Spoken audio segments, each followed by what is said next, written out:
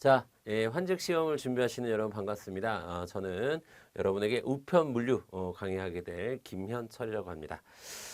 네. 여러분들 일단 시험 잘 준비하셔서 꼭 좋은 결과가 있길 바라겠습니다.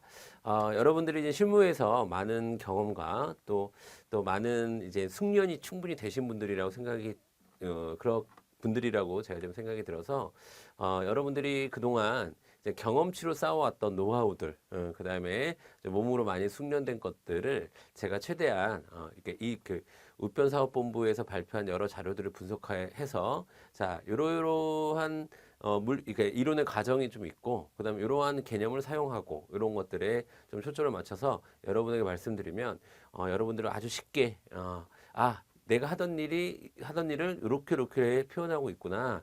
이렇게 여러분들이 이해를 해주셨으면 좋겠습니다. 되셨죠? 자, 그래서 여러분들이 꼭 이 부분을 좀 잘 정리하셔서 좀 문제도 좀 많이 나오는 편이잖아요. 그러니까 잘 정리하셔서 또 좋은 결과로 이어지길 바라겠습니다. 저는 우편사업본부에서 이제 공식적으로 발표된 여러 가지 자료들을 분석해서 물류 쪽 파트의 내용들을 좀 정리해서 여러분들에게 좀 말씀을 드린다. 이렇게 여러분이 이해를 해주셨으면 좋겠습니다. 되셨죠? 자, 먼저 자, 우편 물류의 전반적인 개요에 대해서 좀 말씀을 드릴게요. 그러니까 저는 자꾸 제가 이제 수업을 하면서 여러분 다 알고 계실 텐데 이런 마음이 들더라도 저는 여러분들이 다 알고 계시더라도 이런 용어로 또 이런 논리 구조로 여러분 공부를 하셔야 문제를 풉니다. 라는 초점에서 말씀을 드리는 거니까요. 여러분들도 그런 마인드로 좀 들어주셨으면 좋겠습니다. 저도 여러분 다 아실 텐데 이런 신경 크게 쓰지 않고 수업을 진행하도록 하겠습니다, 여러분. 자, 다 너무 쉽죠? 너무 쉬워서 그래요. 너무 쉬워서. 자, 우체국에 이제 우편 업무가 모이면 이제 집중국으로 보내고 또 집중국에서 교환국을 거쳐서 또다시 집중국으로 모이고 또 자, 배달국. 그럼 이 앞에는 누가 있는 거예요? 이제 이 우체국은 무슨 우체국이라고 우리가 흔히 부릅니까? 그렇죠. 접수 우체국이라고 부르죠. 접수국 또는 접수 우체국. 자, 여기가 이제는 그러면 자, 배달 우체국이 되는 거고요. 자, 그러면 자, 여기는 누가 있겠어요, 여러분? 발송인이 있겠죠. 발송인이 이제 접수 우체국을 찾아가서 발송인이 자, 창구 접수를 하는 순간 이젠 우편 업무가 시작이 되는 거죠. 그리고 이젠 자, 배달국에서 누구로 갈까요? 당연히 수취인에게 도달하는 과정을 우리는 우편 물류다라고 얘기를 하는 거죠. 자, 요런 기본 흐름들은 여러분 다 아실 거라고 생각이 듭니다. 자, 그리고 요 부분에 대해서는 또 우리가 자세히 뒤에서도 볼 거기 때문에 일단 여러분 순서만 머릿속에 담아 두십시오. 자, 발송인이 접수 우체국을 가고 접수 우체국에서 집중국으로 모이고 그 다음에 교환국을 거쳐서 다시 집중국에 모이고 또 배달국으로 이제 옮겨져서 또 배달국에서 이제 우리가 이 수취인에게 도달하는 이런 과정 우리가 배달이라고 얘기하잖아요. 배달. 그렇죠? 이런 거를 우리가 배달이라고 얘기하는 거고요. 여러분 이런 과정들은 다 뭐라고 불러요? 이런 과정들은 이런 과정들은 다 운송이라고 부르는 거죠. 운송. 이런 기본적인 개념들 여러분 다 알고 계실 것 같아서 자, 환기 차원에서 여러분 상기시켜 드릴 목적으로 말씀을 드렸습니다. 자, 그다음에 이제 창구 접수부터 이제 시작이 되는 거예요. 그렇죠? 모든 우편 물류의 출발점은 창구로 접수하는 겁니다. 발송인이 창구로 접수하는 것으로부터 이제 시작이 되는 거죠. 자, 그러면 자, 우편물의 종류는 우리가 흔히 통상 우편물과 소포 우편물로 구분하죠. 통상 우편물과 소포 우편물로 구분을 합니다. 그래서 서신이라든가 소형 포장 우편물이라든가 엽서라든가 이런 걸 우리가 통상 우편물이라고 하고 그 다음에 이제 그 외의 것들을 그 외의 물품들을 우리가 소포 우편물로 나눌 수 있다라는 건 가장 기본적인 내용이고요. 그리고 이런 것들은 우리가 또 여러분들 시험 과목인 우편상식에서 좀 자세히 다루는 부분입니다. 자, 그 다음에 종류는 그렇게 나눠지는데 이제 우리가 물류를 시작할 때 구분은 일단 일반하고 기록 지급하는 등기하고 이렇게 구분을 합니다. 아시겠죠? 종류를 보면 통상과 소포일 것이고 그 다음에 우리가 구분을 할 때는 일반 우편물과 또 기록 지급해야 되는 등기 우편물과 구분을 한다라는 거고요. 그 다음에 지역별로 존재하는 그 총괄 우체국에서 만약에 접수를 했다. 그러면 이제 발착 부서로 옮기게 되는 거고요. 이제 발착 업무를 해야 되는 거니까 발착 부서로 옮기게 되고 관내 우체국에서 접수한 물품들은 어디로 모이게 됩니까? 여러분 우편 집중국으로 모이게 되는 겁니다. 자, 이렇게 이런 과정들을 우리가 운송이라고 얘기를 하는 거죠. 이 과정이 아니라 자, 이런 과정들 이제 관내 우체국에서 우편 집중국으로 가는 이런 과정들을 우리가 운송한다 이렇게 얘기하죠. 자, 됐습니다. 자, 그 다음에 이제 집중국에 모였어요. 집중국으로 이제 모이는 거예요. 그래서 권역 집중국으로 이제 발송 처리를 합니다. 그런데 자 여기서 이제 자기 우체국에서 자국에 접수가 돼서 자국으로 배달하는 그런 경우가 있어요. 그런 경우에는 우리가 굳이 집중국으로 모일 필요가 없죠. 그래서 일단 요게 집중국으로 모일 때 자국 접수하고 자국 배달하는 요런 우편물들은 제외해야 되겠죠. 그거는 뭐 자국에서 바로 그냥 그러니까 예를 들어서 접수국 자체가 배달국이 되는 거죠. 그러니까 자 요 과정에 다 생략되는 거죠. 요만큼이. 예, 그냥 우체국에서 접수하면 그냥 바로 거기서 배달을 이제 해버리면 되는 건데, 자 그런 부분 일단 제외시켜 줘야죠, 여러분. 그런 부분은 제외시켜 줘야 됩니다. 자국 접수, 자국 배달 우편물은 제외시켜 주고, 자 그다음에 권역 집중국으로 이제 발송 처리를 합니다. 그리고 이제 단순 중개 역할만 하는 경우에는 직접 발송 처리를 할 수도 있습니다. 직접 발송 처리를 할 수도 있고요. 자, 그다음에 할 수도 있고, 그다음에 여러분, 자 구분 작업이 좀 필요한 우편물들이 있잖아요. 그러면 이제 해당 부서로 인계해서 이제 구분 작업을 하기 시작하게 되는 거죠. 이제 집중국으로 오게 되면, 자 단순 중개 역할은 뭐냐면 그러니까 여기서 우리가 이런 것들을 이제 만재 우편물이라고 얘기합니다. 만재 우편물, 그죠, 여러분? 자, 만재 우편물은 이제 팔레트 같은 거 위에 가득 차 있는 우편물을 그냥 구분할 필요 없이 받아서 전해주면 되는 거예요. 그냥 받아서 전해주는 그런 거를 단순 중개 역할이라고 하는 겁니다. 그래서 자, 팔레트에 이미 자 짜여진 채로 이 채로 집중국으로 와서 이 채로 집중국으로 나가야 돼요. 이 상태로. 그렇죠? 이 상태로 바로 나가야 되는 거. 이 상태로 들어서 이 상태로 바로 나가야 되는 경우. 자, 그런 경우를 이제는 우리가 단순 중개 역할이라고 이야기를 하는 거죠. 자, 그 다음에 이제 교환국이라는 곳으로 옮기게 됩니다. 교환국. 자, 집중국에 도착을 해서요. 다른 청이나 다른 우측 타국으로 구분되어진 우편물은 팔레트 등의 운송 용기에 담겨져서 어디로 모이느냐? 일단 중부권 광역 우편 물류센터로 모이죠. 중부권 광역, 그러니까 대한민국의 중부 지역에 있는 자 중부권 광역 우편 물류센터로 가서 여기가 이제 교환국의 역할을 하는 거죠. 자 예를 들어서 뭐 수원 우체국이 있다. 그러면 자 수원 우체국에서 수원 집중국에서 출발한다. 그러면 여기를 거쳐서 자, 수원 집중국에서 일로 오면 그 다음에 여기서 이제 뭐 부산이나 이런 데로 가는 거죠. 여기를 거치는 겁니다. 교환 업무를 담당하는 게 중부권 광역 우편 물류센터가 여기서 이제 교환 절차를 거치게 되는 거죠. 자, 그 다음에 이제 또 다른 집중국에 도착을 합니다. 그러면 이거는 이제 교환국에서 오는 거죠. 교환국에서 오면은 자, 집중국 관할 권역 우체국별로 우편물 다시 구분 작업을 좀 해야 됩니다. 다시 구분 작업을 하고 그 다음에 자 구분 작업을 통해서요. 구분 작업을 통해서 배달국별 구분되어진 우편물은 해당 운송만을 통해서 이제 배달 우체국으로 발송이 돼야 되죠. 그렇죠? 자 그래서 이제 자 지금 우리 자 접수국이라고 표현을 하겠습니다. 여러분 접수국 자 접수국 그 다음에 집중국 그 다음에 교환국 그 다음에 또 집중국 자 이렇게 여기 집중국에서 지금 여기까지 왔어요. 우리 여기까지 왔고 그 다음에 이걸 다시 이제 배달국별로 나눠 퍼뜨려야 되니까 배달국 자 으로 퍼뜨려야 되니까 지금 요 작업을 미리 해놔야 된다라는 거예요. 집중국에 도착을 하면 자 그 다음에 자 배달 우체국으로 발송이 됩니다. 그럼 배달 우체국으로 발송이 되면 자 배달국에 도착을 하면 자 통상 우편 이렇게 세 가지로 구분합니다, 여러분. 자 다시 통상, 부가취급, 소포 이렇게 구분합니다. 부가취급이 추가 통각값을 우리가 종류는 크게 통상 우편물과 소포 우편물로 구분한다라고 말씀을 드렸었는데, 자 부가취급 우편물이 이제 추가가 된 거죠. 그래서 앞글자를 따서 이런 거는 여러분 앞글자를 따서 외워주세요. 자 간단하게 그래서 통부소, 통부소, 통부소 이렇게 외우시면 되겠네요. 통부소. 자 그래서 통상, 부가취급, 소포 이렇게 세 가지로 나눠서 구분을 합니다. 이제 배달국에 도착하면 말이죠.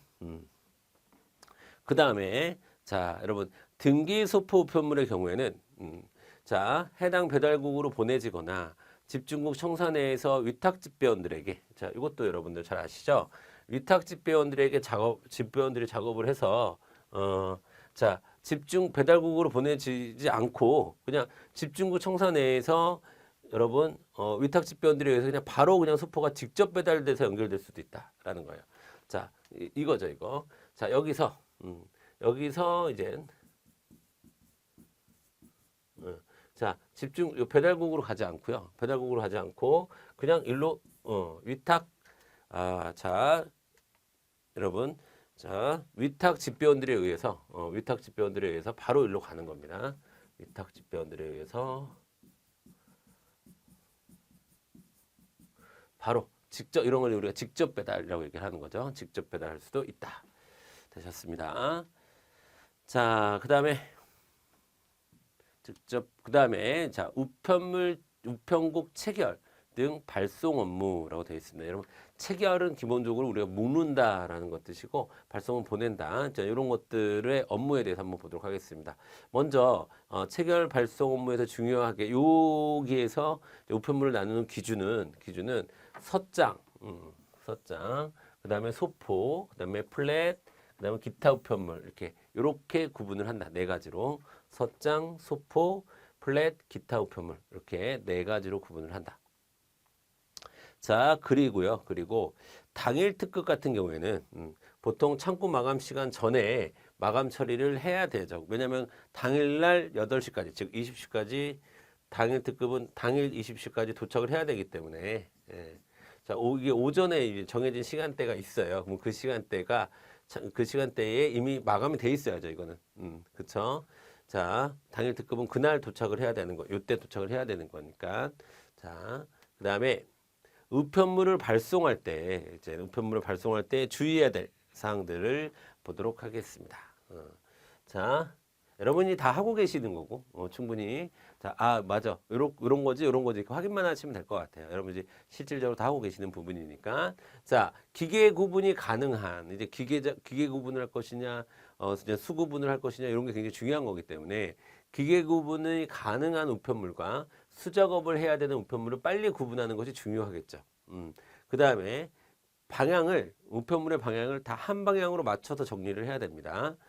그리고 소형 및 대형 우편물은 구분해서 소형하고 대형하고 구분해서 쌓는다.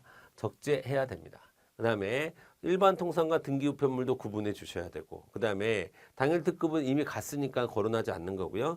그 다음에 이길 특급 및 일반 우편물도 구분해 줘야 되고, 그 다음에 다른 청으로 가는 우편물도 구분을 해주면 좋습니다. 이런 것들을 하면 자 체결 발송 업무 단계에서 이런 것들을 하면 향후 이제 물류 과정이 상당히 수월해질 수 있는 거죠. 그렇죠? 자 그다음에 자 포스트넷에서 처리하는 방법을 좀 보도록 하겠습니다. 네, 포스트넷 2번이에요. 포스트넷에서 처리하는 방법. 자, 첫 번째. 접수된 부가취급 우편물을 발송 처리하기 위해서는 일단 이게 이제 포스트넷에 있는 자, 배너 그러니까 클릭하는 곳이죠. 그래서 첫 번째로 운송 관리를 들어가시고 메뉴죠, 그러니까 메뉴. 운송 관리로 들어가시고 그다음에 발착 중개 운송 관리로 들어가시고 자, 그다음에 거기서 체결 관리로 들어가시고 그다음에 특수 송달증 등록 화면으로 들어가서 이제 입력 처리를 하면 되시는 겁니다. 그러면 우편물의 운송 현황이 실제적으로 반영될 수 있도록 처리가 되는 것이죠. 자, 그렇게 보시면 되겠고요, 여러분. 자, 그다음에 이런 거는 여러분이 포스트에 들어가실 수 있으면 들어가서 한번 해보는 것도 나쁘지 않을 것 같아요. 한번 해보면 그 명칭을 여러분들이 쉽게 보다 더 쉽게 또 암기할 수 있지 않을까 싶습니다. 자, 그 다음에는 우편 창구에서 접수한 부가치급 우편물은 자 발송 처리 전에 똑같아요. 이것도 자 그렇죠? 운송 관리로 들어가서 발착 중개 운송 관리로 들어가서 체결 관리로 들어가서 이번에는 접수용 특수 송달증. 접수용 특수 뭐가 틀린 거야? 그냥 특수 송달증 등록하고 접수용 특수 송달증 등록하고 요것만 차이가 나는 겁니다. 그렇죠?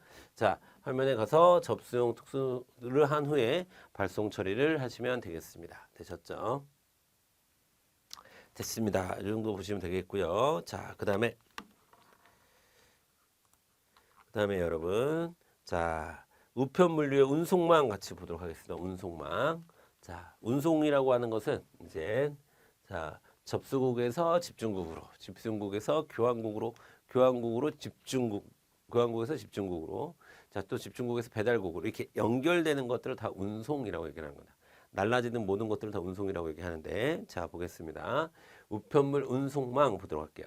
우체국에서 발송되어 집중국에 도착을 하죠. 집중국에 도착을 하면 자 중부권역 광역 자 여기가 교환국이죠. 교환국. 자 교환국을 거쳐 다시 배달국 관할 집중국으로 도착이 되죠. 자 그러면 집중국, 교환국 또 집중국에 도착되어 최종 배달국으로 도착되는 이런 일련의 흐름을 우리가 운송망 또는 교환 운송망이라고 얘기합니다. 교환 운송망 아시겠죠? 자, 발송국에서 집중국으로, 집중국에서 교환국으로, 교환국에서 다시 집중국으로, 또 집중국에서 배달국으로 이런 것을 우리가 교환 운송망이라고 얘기합니다. 교환 운송망이라고 얘기하고요. 자, 여러분, 그리고 또 우리가 뭐가 있냐면 부가적 운송망이라는 것도 있어요. 자, 부가적 운송망. 자, 우체국은 교환 운송망을 기본으로 하지만 이외에도 집중국 운송망, 그 다음에 우체국 운송망을 병행해서 사용하기도 합니다. 그렇죠? 자, 먼저 집중국 운송망은 자, 집중국 운송망은 타 지방 우정청 간 우편 집중국 상호간 연결 운송망인 청간 집중국망이 있고요. 청간 집중국망이 있고 그다음에 동일한 지방 우정청 내에서 우편 집중국 상호간의 연결 운송망인 청내, 청내. 그러니까 지방 우정청 내냐, 지방 우정청 간이냐 이게 핵심입니다. 지방 우정청. 자, 지방 우정청을 기준으로 자, 그다음에 자기 그렇죠? 그러면 우리가 청간이라고 얘기하는 거 이거는 청내라고 얘기하는 거. 그렇죠? 자, 이렇게 구분합니다. 구분하고요. 자, 그리고 우체국 운송망은 집중국과 우체국, 또 우체국과 우체국, 그다음에 우체국과 공항터미널의 운송을 우리가 우체국 운송망이라고 얘기합니다. 아시겠죠? 자, 집중국과 우체국, 우체국과 우체국, 우체국과 공항터미널. 자, 이렇게 연결되는 것을 우리가 우체국 운송망이라고 얘기를 합니다. 자, 그렇게 여러분 구분하시면 되겠고요. 뭐 어렵지 않겠죠? 어렵지 않습니다. 자, 그리고 이제 발착 업무 들어가 보도록 할게요, 여러분. 발착 업무. 발착 업무를 보도록 하겠습니다. 발착 업무. 자, 먼저 발착 업무 개요 보도록 하겠습니다. 여러분, 발착 업무라고 하는 것은 이제 접수한 우편물을 행선지별로 잘 구분해서 이제 출발을 잘할 수 있도록 하는 업무를 얘기하는 거죠. 구분하고 발송하고 그다음에 배달 우편물은 또 배달국의 집변별로 잘 구분하고 임계하는 작업을 말한다라는 거야. 그래서 자 발착 업무라고 하는 것은 그것이 이제 접수국이든 아니면 배달국이든 이것이 이제 잘 나갈 수 있도록 준비하는 업무를 우리가 발착 업무라고 얘기하는 거죠. 그 처리 과정은 자 첫 번째 분류하고 정리하는 거. 자, 두 번째 구분하는 거. 그다음에 이제 발송하면 되죠. 발송하고 그다음에 도착하고. 그래서 사실은 이제 발송 도착 업무다 해서 발착 업무라고 부르는데, 자, 분류 정리 구분 발송 도착 이렇게 네 가지로 좀 자세하게 얘기하면 그 네 가지로 얘기할 수 있는 거죠. 그래서 발착 업무. 자, 발착 업무라고 하는 것은 발송 도착의 준말로 그냥 이렇게 표현하는 거죠. 발송 도착 업무, 그래서 발착 업무라고 하는데, 근데 이걸 조금 더 여러분이 쉽게 우리가 이해할 수 있는 것은 그냥 우편물에 나가기 위해서 준비하는 과정을 얘기하는 거죠. 자, 그리고 이제 발착 업무의 범위 좀 볼게요. 여러분, 발착 업무의 범위. 자, 여러분 이제 접수국에서 이제 접수를 하면 이제 집중국으로 나가야 되잖아요. 그죠? 집중국으로 나가기 위해서 분류 정리를 한번 해야 되겠죠. 그다음에 이제 집중국에서 이제 행선지별로 구분을 하겠죠. 그리고 교환 업무를 통해서 이제 도착을 했습니다. 이제 여기 있는 이제 집중국을 두 개로 나눈 거예요, 여러분. 자, 여기 사이에는 교환국이 있을 거고요. 그렇죠? 두 가지로 나눈 겁니다. 이 사이에는 교환국이 있을 거고. 자, 그러면 이제 또 도착하면 이제 배달국별로 구분을 해야 되겠고, 또 이 배달국에서는 집변별 구분을 하는 거죠. 자, 그래서 요 과정을 좀 나눠 보잖아요. 그러면은 접수국에서 분류 정리를 하고, 그 다음에 자, 발송하는 쪽 우편 집중국에서는 행선지별 구분을 하고, 그렇죠? 그 다음에 도착하는 쪽 집중국에서는 배달국별 구분을 하고, 그 다음에 배달국에서는 집변별 구분을 한다. 자, 이런 과정을 우리가 발착 업무 범위라고 얘기를 하는 거예요. 아시겠죠? 그래서 자, 요렇게 내려오고 접수국 요거. 그 다음에 여기서는 요거. 여기서는 요거. 이렇게 여러분이 정리하시면 되겠습니다. 하나하나씩. 그렇죠? 접수국에서는 분류 정리하고, 발송 집중국에서는 행선지별 구분을 하고, 도착 집중국에서는 배달국별 구분을 하고, 배달국에서는 집변별 구분을 한다. 이렇게 정리하시면 되겠네요. 자, 그리고 이제 발착 업무 보도록 하겠습니다. 이제 구분해서 먼저 분류 정리 작업 보도록 할게요. 분류 정리 작업. 자, 우편물 종류별로 구분하고요. 자, 우편물 구분 작업을 쉽게 하기 위해서 기계 구분 우편물과, 이거 중요하죠. 수 구분 우편물로 분류하고, 그래서 분류하여 구분하고 기계에 인입이 가능하도록 정리하는 등의 작업을 분류 정리 작업이라고 합니다. 분류 정리 작업. 자, 그래서 종류별로 구분하고, 또 구분 작업을 좀 쉽게 할 수 있도록 기계 구분과 수 구분으로 나눠주고, 그리고 기계로 분류할 수 있는 거는 기계로 넣어주고, 기계로 넣어줄 때까지 넣기 쉽게 정리해주고, 여기까지가 이제 분류 정리 작업이 되는 겁니다. 그렇죠? 자, 그 다음에 이제 구분 작업이라고 하는 것은, 자, 구분 작업이라고 하는 것은요, 여러분. 자, 구분 작업이라고 하는 것은 발송 구분과 도착 구분을 해줘야 되고요. 발송 구분과 도착 구분이 있고, 그 다음에 우편 집중국별 구분이 있고, 그 다음에 집변별 구분이 있죠. 우편 집중국별 구분이 있고, 집변별 구분이 있다. 자, 그 다음에 그러니까 나누면 이렇게 한번 자를 수 있고, 그렇죠? 그래서 발송을 위한 구분, 도착의 구분, 도착했을 때 하는 구분, 그 다음에 우편 집중국별 구분, 집변별 구분. 자, 그 다음에 발송 작업 보도록 할게요. 자, 구분이 좀 완료가 됐으면 이제 보내야죠. 보내야 되니까 우편물을 보내기 위한 송달증을 생성하는 거. 이게 발송 작업에서 굉장히 중요한 작업 중에 하나죠, 여러분. 송달증을 만들어내고, 그 다음에 우편물을 잘 묶고 체결하고, 우편물을 쌓고 하는 과정을 우리가 발송 작업이라고 얘기한다. 자, 발송 작업이 뭐냐? 송달증을 만들어내고, 그 다음에 우편물을 체결하고, 그 다음에 체결 적재. 송달증 생성하고, 체결하고 적재하고. 이걸 우리가 발송 작업이라고 얘기를 하죠. 도착 작업. 자, 뭐 파레트 형식으로 어떤 형식으로는 도착을 하잖아요. 그러면 도착한 운송 용기를 검사하고 용기 검사, 개봉하여 확인하는 작업을 우리가 도착 작업이라고 얘기를 하죠. 자, 됐습니다. 자, 그다음에 우편물의 분류 보도록 할게요. 우편물의 분류. 자, 우편 집중국에서 이제 구분 작업을 쉽게 할 수 있도록 이제 접수국에서는 다음과 같이 우편물을 나눠줘야 돼요. 그래서 통상인지, 등기인지, 소포인지, 자 등의 종류, 우편물 종류별로 분류를 해줘야 되고요. 자, 그 다음에 또 이게 중요합니다. 이게 기계 구분 우편물, 물류에서 기계를 사용할 수 있는 경우하고 사용할 수 없는 경우, 이걸 나눈다는 건 굉장히 중요하고 이것이 업무의 속도에 지대한 영향을 끼치는 거죠. 그래서 기계 구분 우편물과 수 구분 우편물 분류를 해야 되는데, 자, 먼저 여러분 기계 구분이 가능한 우편물을 좀 보도록 할게요. 자, 보겠습니다. 기계 구분이 가능한 우편물로 다음 규격에 적합하면 기계 구분 우편물로 분류를 한다.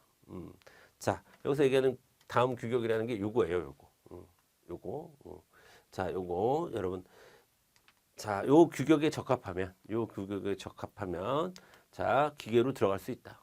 라는 말입니다. 단, 자, 여러분 부가취급 우편물은 규격과 관계없이 이거는 부가취급은 기계로 돌릴 수가 없습니다. 그래서 수구분 우편물로 분류를 해야 됩니다. 아시겠죠?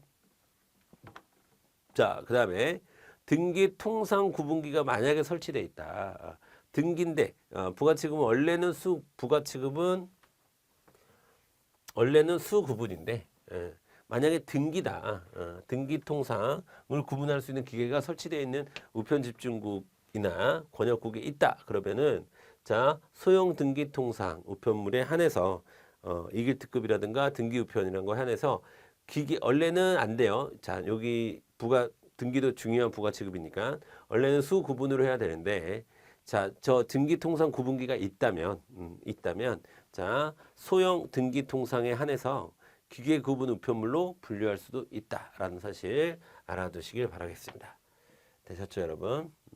자, 그 다음에 자, 기계 구분 우편물로 들어갈 수 있는 규격이 이렇습니다. 섰장, 그 다음에 얇은 대형 통상, 두꺼운 대형 통상, 그 다음에 소포 우편물 이렇게 나눴네요.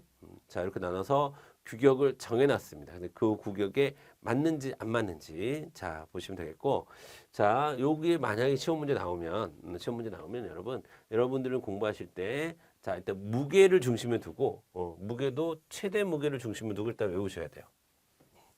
일단 무게가 중요합니다. 무게.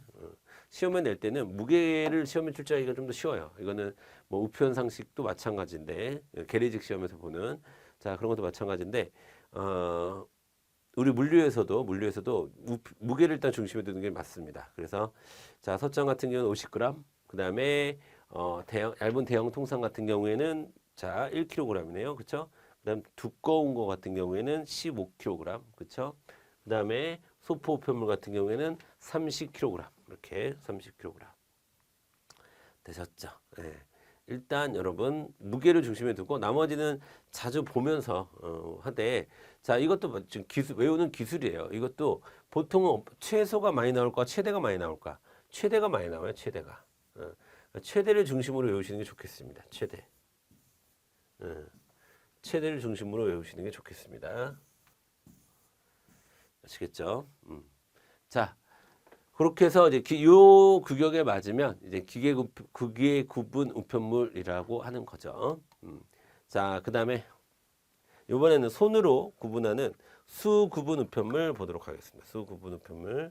자, 먼저 부가취급 우편물. 아까 손으로 부가 같은 경우에는 뭐 등기 같은 경우 예외적으로 등기 통상 같은 경우는 기계가 있으면 기계 구분을 할 수도 있는데 예외적인 거죠. 기본은 부가취급은 등기를 포함해서 부가취급은 수 구분이 원칙이죠. 수 구분이 원칙입니다. 자, 그래서 어떤 것들이 있느냐? 자, 부가취급 우편물. 아니면 잘못 도착한 우편물. 이런 경우도 여러분 수 구분으로 하셔야 되는 거예요. 수 구분. 그 다음에 반송 우편물 및 기계 구분이 불가능한 우편물들은 수 구분으로 분류하는 것이 원칙입니다. 자, 되셨죠? 그럼 여기에서 요거 있죠, 요거. 기계 구분이 불가능한 우편물은 수 구분으로 한다고 말씀을 드렸는데, 그러면 도대체 기계 구분이 불가능한 우편물이란 과연 무엇이냐라는 겁니다. 굉장히 여러 가지가 있는데 하나하나 보도록 할게요. 자, 먼저 주소와 우편 번호가 기재되어 있지 않거나 기재 위치가 부적정한 우편물 같은 경우엔 자, 기계 구분이 안 되는 거예요. 그러니까 포인트를 어디다 잡으셔야 돼요? 주소와 우편 번호, 특히 우편 번호를 잡으시는 게 좋을 것 같아요. 자, 우편 번호, 미기재. 그 다음에 두 번째, 주소와 우편 번호를 쓰긴 썼는데, 예. 자, 흘림체로 써가지고 못 알아봐요. 그런 경우 흘림체로. 그러니까 기계가 인식을 못하는 거지. 흘림체로 쓰면, 그렇죠? 그 다음에 주소와 우편 번호를 이것도 적긴 적었는데 그 주변에 그 주위에 다른 문자가 있어. 응? 다른 문자가 있어. 다른 문자가 있으면 그것까지도 인식을 해버릴 거니까 기계는. 이게 우편번호구나 이렇게 인식하고 다른 번호를 우편번호를 인식할 수도 있잖아요. 다른 번호를 주소로 인식할 수도 있잖아. 그래서 그런 이제 것들이 표시된 우편물은요. 자, 기계 구분이 불가능한 거예요. 그렇죠? 그다음에 네 번째 이것도 마찬가지로 주소와 우편번호가 적혀져 있는데 선명도가 낮아. 선명도가 낮아요. 아주 흐린 글씨로 굳이 그럴 필요가 있을까마는 세상에는 별일이 다 있죠. 여러분들 실제로 일을 하다 보면은 야 진짜 세상에 별일 다 있. 별의별 사람이 다 있고 또 별의별 일이 다 있구나라는 걸 느끼실 겁니다. 자, 그러니까 만에 하나까지 다 대비를 해야 되겠죠. 그래서 선명도가 굉장히 낮은 우편물 이런 것들은 기계로 못 들어갑니다. 그 다음에 표면이에요, 표면. 우편물 표면이 균일해야 되잖아요. 그래서 우리가 스탬플러를 찍어서도 안 되고, 그렇죠? 뭐 레빗 같은 것도 사용하면 안 되고 그러는데 균일하지 않아요. 자. 표면이 균일하지 않아요? 그러면 기계에 들어가면 걸리겠죠, 여러분. 기계에 걸립니다. 특히 자 우편물의 표면이 균일하지 않았을 때요. 어떤 경우냐를 봤더니 대부분 그 안에 도장을 넣거나 그렇죠? 그다음에 동전을 넣거나 아니면 뭐 병덮개 같은 것들이 들어가 있으면요. 표면이 균일하지 않겠죠. 그런 것들은 기계에 넣을 수 없습니다. 그렇죠? 그다음에 봉투 색상이 규격보다 짙어요. 우리가 반투명도, 투명도 이런 것들 원래 이제 정해져 있잖아요. 근데 그런 것들 초과했어요. 자, 그래서 봉투 색상이 짙다.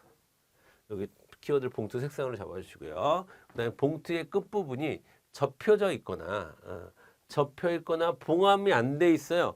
그러면 기계로 돌리다가 거의 8, 90% 안에 있는 내용물이 빠질 가능성이 굉장히 크겠죠. 굉장히 위험한 상황이 되는 겁니다. 여기서 위험하다는 것은 우편물도 손상이 되겠지만 기계 자체가 망가질 수가 있죠. 그래서 그럼 이거 안 되잖아요, 여러분. 스테이플을 찍거나 핀 같은 거 찍으면 안 되는 거잖아요. 그런 것도 돌리면 당연히 걸리죠. 기계 고장 나죠. 그렇죠? 자, 이런 것들도 안 되고요. 이것도 기계 구분이 불가능한 경우예요. 그다음 내용물의 글씨가 봉투에 비치는, 그러니까 안에 넣은 내용물의 글씨가 봉투에 비쳐요. 그런 것들도 기계로 돌려서는 안 됩니다. 그다음에 둥근 소포라든가 쌀자루 및 취약 소포 이런 것들 기계 구분 불가능한 우편물에 속한다. 그래서 요거는 제가 볼 때 여러분이 뭐 몇 번만 보시면 맞아 하면서 몇 번만 보시면 그렇게 어렵지 않을 겁니다. 자, 여러분 우리가 보는 시험은 주관식 시험이 아니잖아요. 여러분들이 어떤 뭐 서술형 시험을 보신다거나 어떤 뭐 논술형 시험을 보신다거나 여러분이 나름대로 논거를 가지고 주장을 하셔야 된다거나 그런 시험이 아니잖아요. 기본적으로 객관식 시험이라는 겁니다. 그럼 객관식 시험에 맞게끔 공부를 하셔야 되는 게 맞죠, 사실은. 자, 객관식 시험이라는 것의 특징이 뭐냐 그러면 다 알아야 되는 건 아니다라는 거. 한마디로 얘기하면 다 알아야 되는 것도 아니다. 이걸 좀 더 구체적으로 말하면 아는 것도 틀릴 수 있고 모르는 것도 맞을 수 있는 게 객관식 시험입니다. 아는 건 왜 틀리겠어요? 시간적인 압박 때문에 틀릴 수도 있고 그 다음에 이 객관식 시험의 어떤 그 속임수 패턴 여기에 유형의 패턴에 넘어갈 수도 있고 그쵸? 자 그리고 틀린 것도 맞아야 돼요. 감이 와야죠. 자 그러면 우리가 1번부터 4번까지 모든 걸 다 알고 시험을 보면 참 좋겠지만 그렇지 못한다 하더라도 정답은 맞출 수 있어야 되죠. 여러분 찍어서 맞추나 다 알아서 맞추나 일단 맞추는 건 똑같습니다. 시험이라고 하는 거는 그쵸? 자 그러다 보니까 여러분들 객관식 공부를 할 때는 제일 좋은 공부 방법이 반복이에요. 반복. 자 많지 않은 양을 반복을 하려면 양이 많으면 반복하기가 힘들겠죠. 그래서 압축하는 게 중요합니다. 압축을 해서 계속 반복하는 거예요. 그러면 객관식 시험에는 훨씬 더 효과적입니다. 깊이 있게 파고 들어가서 연구하거나 이런 것들은 자, 시험에 맞진 않아요, 여러분. 솔직히 시험에 맞진 않고 시험은 그렇다고 시험이 아예 이해가 필요 없다라는 건 아닙니다. 근데 저는 적어도 우편물류를 공부하시고 지금 이제 환직 시험을 준비하시는 여러분들은 대부분 이해는 다 하고 계시죠. 왜? 내가 몸으로 느끼고 몸으로 정리한 것보다 확실한 게 어디 있겠어요. 그렇죠? 자, 그러다 보니까 암기하고 압축하고 암기하고 또 그 내용 반복하고 이것도 죽자고 외우지 마시고 죽자고 외우지 마시고 자주 읽어보면서 이해하고 익숙하게 만드는 방식으로 그래서 객관식 시험 준비할 때는 힘을 줘야 될 때, 힘을 빼야 될 때, 요때 구분을 잘 하셔야 돼요. 아시겠죠? 자, 추후에 제가 여러분들 위해서 몇 가지 문제를 만들어서 여러분과 같이 풀어보는 시간을 가질 테니까 그때 좀 더 자세하게 말씀을 드리도록 하겠습니다. 되셨습니다. 자, 그 다음에 우편물의 분류 보도록 할게요. 우편물의 분류. 자. 우편물의 분류 지금 계속 수구분하고 있었죠. 수구분. 자, 일단 자국 접수에서 자국 배달 우편물을 분류할 때, 자, 자국에서 접수해서요. 자국에서 접수해서 자국에서 하는 우편물은 따로 분류를 해야 되죠. 저 여기 잘못 들어갔네요. 그렇죠? 이거 아닙니다, 여러분. 이거 끝났어요. 자, 이제 자국 접수, 자국 배달 우편물의 분류 보도록 하겠습니다. 자, 접수 우편물 중에서 자국에서 배달할 우편물 골라내서 따로 처리를 해야 된다라고 아까도 말씀을 드렸습니다. 단 일반 통상 다량 우편물의 경우에는 자국 발체 및 집변별 구분이 되게 너무 양이 많아요. 그러니까, 다량일 때요, 그렇죠? 너무 양이 많아요. 그래서 다량일 때는 자 다량일 때는 자 곤란할 때는 우편 집중국으로 발송할 수도 있다라는 거 알아두셔야 되고 그 다음에 두 번째로 요금 부족이나 아니면 요금이 미납되어 있거나 습득물 등의 법규 위반 우편물은 곤란해서 규정대로 처리하는 것이 맞겠죠. 자, 됐습니다. 자, 그리고 자, 우리 우편물의 정리 보도록 하겠습니다. 우편물의 정리. 자, 우편물의 정리 보도록 할게요. 자, 먼저 우편물 정리하기 위해서는 첫 번째 우편물을 우편 상자에 넣을 때는 있잖아요. 자, 여러분 주소가 기재된 면을 동일한 방향으로 해서 자 여기에 이제 주소가 있으면 동일한 방향으로 계속 정리하셔야 되고요. 수취인 주소는 왼쪽을 향하도록 담는 게 맞습니다. 왼쪽 여기 왼쪽을 향하도록 담는 게 맞고요. 자, 그 다음에 소포 우편물을 팔레트, 운반차에 적재할 때는 수취인 주소가 기재된 앞면이 위쪽으로, 그쵸? 그래야 이제 소포를 하나씩 걷어낼 때마다 주소가 보일 거잖아요. 하나씩 걷어낼 때마다 다시 들어가고 밑으로 이렇게 보고 그러면 너무 힘들잖아요. 그쵸?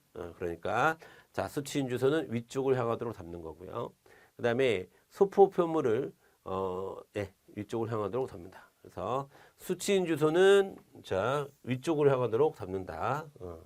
자 그리고 자 역시나 수취인 주소는 항상 위쪽이네요, 그렇죠? 수취인 주소는 위쪽 앞면 위쪽을 향하도록 담는다. 자 우편물 정리 시 유의사항 보도록 하겠습니다. 자 첫 번째 전산 용지로 만든 우편물은요 양쪽 끝에 천공 부분 있잖아요, 구멍 뚫려 있는 부분. 자 뭐 이렇게 돼 있으면 자, 여러분 다 아시겠지만 이렇게 구멍이 뚫려 있잖아요. 자, 이 부분은 제거하고 정리하는 것이 맞습니다. 제거하고 정리하고요. 그 다음에 두 번째로 우편물이 접착력이 있어요. 그래서 뭔가 풀이 묻어 있다거나 막 이런 경우라서 다른 우편물로 막 붙어 있어. 그럼 그런 것들은 떼어내서 낱개로 분리해서 정리를 해야 되죠. 접착력으로 인해서 붙어 있는 우편물을 그대로 보낼 수는 없는 겁니다. 네, 되셨죠? 네, 됐습니다. 자, 요 정도. 그 다음에 이제 구분 작업에 대한 일반사항 넘어가는데요. 지금 저희가 우편 물류에 대한 전반적인 개요적인 이야기하고 그 다음에 이제 발착 업무에 대한 이야기를 말씀을 좀 드렸습니다. 그리고 다음 시간에는 이제 구분 작업에 대한 이야기를 구분 작업과 이제 기계 구분에 대한 이야기를 여러분과 함께 나눠보도록 하겠습니다. 되셨죠? 자, 다시 한번 여러분 말씀드리겠지만 우리는 객관식 시험을 준비하는 사람들입니다.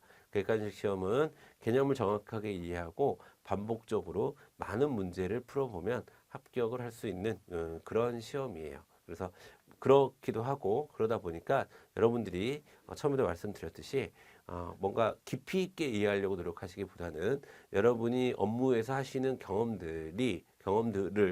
경험들을 보다 우편사업본부에서 이야기하는 자료의 형식대로 표현해내고 그리고 우편사업본부에 생각하는 논리대로 정리를 하고 그런 데만 초점을 맞추시면 충분히 여러분에게 객관식 시험이다 보니까 큰 도움이 되지 않을까 싶습니다. 그것을 좀 도와드리는데 제 수업은 포인트를 마치도록 하겠습니다. 되셨죠? 여러분 1강은 한 이 정도로 하고요. 2강 때 우리 자 다음 주제에 대해서 보도록 하겠습니다. 되셨죠, 여러분? 구분 작업의 일반 사항에 대해서 자 다음 주제에서 보도록 하겠습니다. 자, 그러면 여러분 잠깐 쉬었다가 다음 시간에 뵙도록 하겠습니다. 수고하셨습니다.